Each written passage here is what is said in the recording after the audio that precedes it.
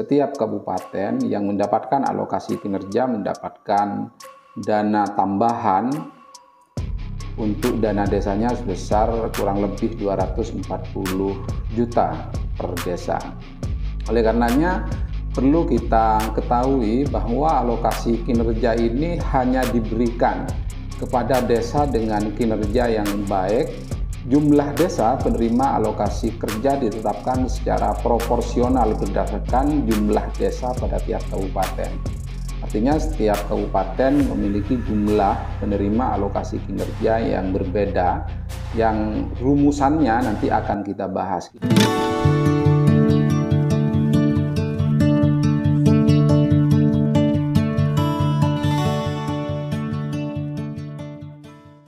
Assalamualaikum warahmatullahi wabarakatuh. Salam sejahtera untuk kita semua, sahabat desa banget yang berbahagia. Pada kesempatan yang berbahagia ini kita akan membahas terkait dengan rencana strategis kebijakan pengelolaan dana desa yang akan diambil oleh pemerintah pusat pada tahun anggaran 2023. Beberapa waktu yang lalu kita telah membahas terkait dengan pengelolaan dana desa dan prioritas penggunaan dana desa. Namun pada kesempatan yang berbahagia ini kita akan lebih fokus membahas rencana kebijakan alokasi kinerja tahun anggaran 2023. Materi sebelumnya telah kami ulas.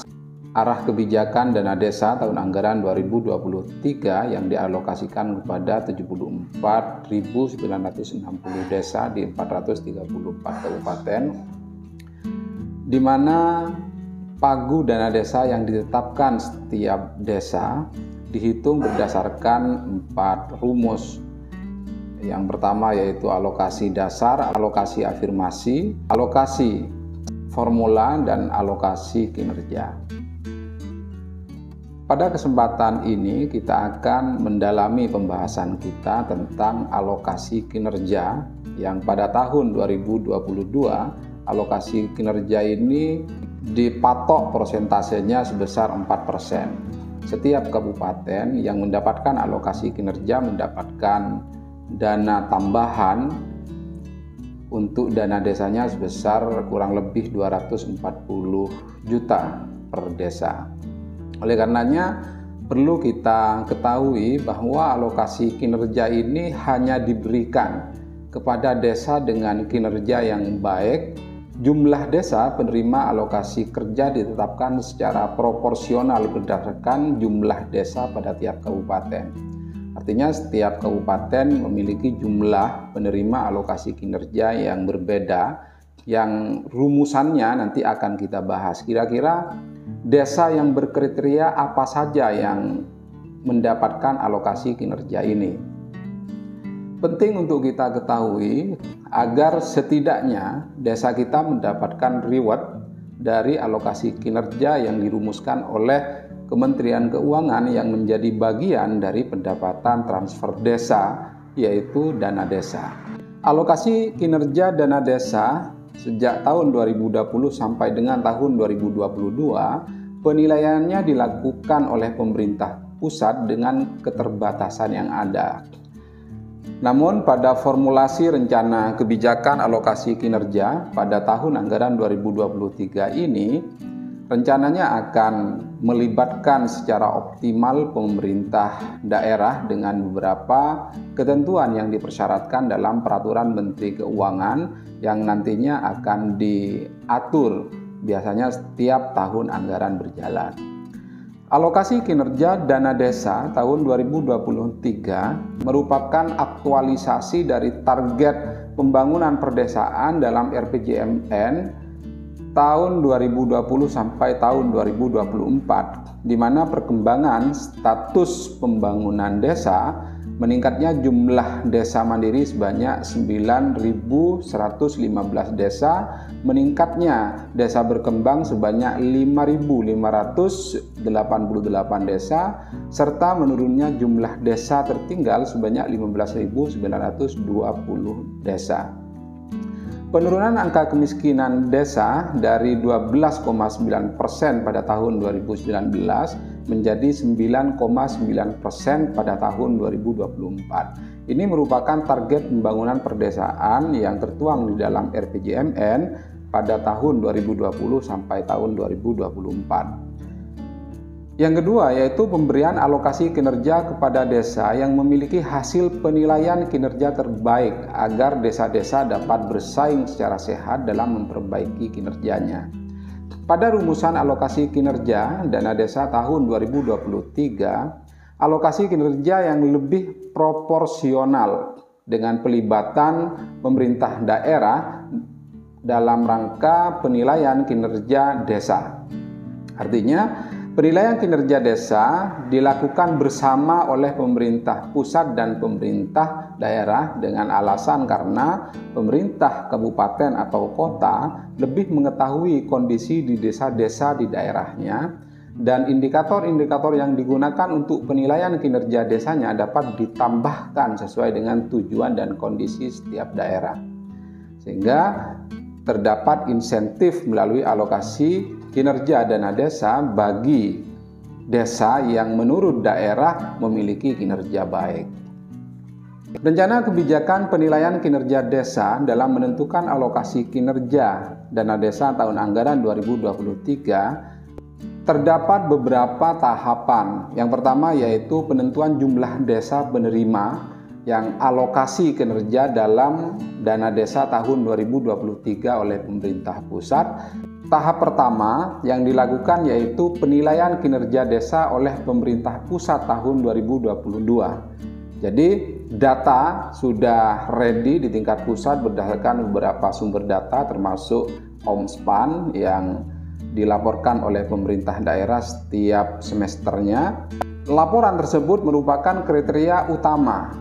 Kriteria kinerja yang merupakan bagian dari indikator wajib yang nantinya akan dinilai oleh pemerintah pusat. Lalu yang kedua, tahapan yang kedua yaitu penilaian kinerja desa oleh pemerintah daerah atau kabupaten tahun 2022 dengan kriteria utama yaitu desa tidak terkena kasus korupsi. Selanjutnya, pemerintah daerah kabupaten dapat menambah indikator tambahan dalam kriteria kinerja dari daftar indikator tambahan yang bersifat tertutup. Jadi, tambahan kriteria kinerja yang nantinya akan dinilai oleh pemerintah daerah diberikan waktu oleh Kementerian Keuangan harus selesai pada tanggal 26 Agustus tahun 2022. Kira-kira apa saja kriteria kinerja tambahan yang perlu sahabat desa banget sampaikan pada partner kerja kita di pemerintah desa? Nanti kita akan ulas pada slide berikutnya. Setelah kriteria utama dan kriteria kinerja tambahan ini ditetapkan oleh pemerintah daerah kemudian mengusulkan kepada pemerintah pusat melalui Kementerian Keuangan, sehingga selanjutnya pemerintah pusat menetapkan desa penerima alokasi kinerja dalam dana desa tahun 2023. Berikut ini merupakan kategori indikator dan metode penilaian kinerja desa dalam pengalokasian dana desa tahun 2023 untuk indikator tambahan. Tadi ada indikator wajib dan indikator tambahan. Indikator tambahan ini sangat tergantung kepada pemerintah daerah kita mau menerapkan keseluruhan atau sebagian, disesuaikan dengan kemampuan SDM di setiap pemerintah daerah.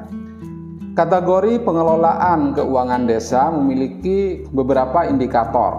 Salah satunya yaitu penetapan peraturan tentang APBDes tahun 2022 secara tepat waktu. Kalau kita melihat pengaturannya di Permendagri 20 tahun 2018 tentang pengelolaan keuangan desa, berarti ketika Perdes APBDes ditetapkan oleh desa maksimal 31 Desember tahun anggaran sebelumnya, maka metode yang perlu diberi penilaian oleh pemerintah kabupaten kepada pemerintah desa yang menetapkan Perdes APBDes tepat waktu tersebut diberikan angka 1. Lalu angka 1 tadi akan dikalikan dengan jumlah penilaian yang sudah ditetapkan oleh pemerintah pusat melalui Kementerian Keuangan sebanyak 100. 1 dikali 100, maka penilaian skor akhirnya akan secara otomatis terjumlah di kolom terakhir. Yang kedua yaitu pengelolaan dana desa. Pengelolaan dana desa ini penting juga menjadi bagian dari indikator penilaian kinerja desa, di mana pada kategori pengelolaan dana desa ada indikator persentase belanja bantuan langsung tunai BLT desa terhadap total dana desa pada tahun 2021. Jadi semuanya akan dilakukan proses pemeringkatan. Kira-kira desa apa yang paling memenuhi syarat untuk mendapatkan alokasi kinerja. Selain kategori pengelolaan keuangan desa, pengelolaan dana desa, dan capaian keluaran dana desa, yang terakhir ada capaian hasil pembangunan desa, di mana pada hasil pembangunan desa ini ada satu kriteria, yaitu ketercapaian pelaksanaan pembangunan berkelanjutan atau SDGs desa pada tahun 2021. Kira-kira kegiatan apa yang sudah direncanakan oleh desa mencapai goals SDGs nomor berapa? Nanti akan ada penilaian juga pada kategori capaian hasil pembangunan desa untuk indikator ini. Dan ini sifatnya opsional, pemerintah daerah dapat mengaplikasikan sebagian atau keseluruhan dari kategori dan indikator tambahan yang disampaikan dalam materi Kementerian Keuangan ini. Saya kira demikian sahabat desa banget yang dapat kami sampaikan. Apabila ada salah dan hilang, mohon maaf yang sebesar-besarnya. Akhirul kalam, wassalamualaikum warahmatullahi wabarakatuh.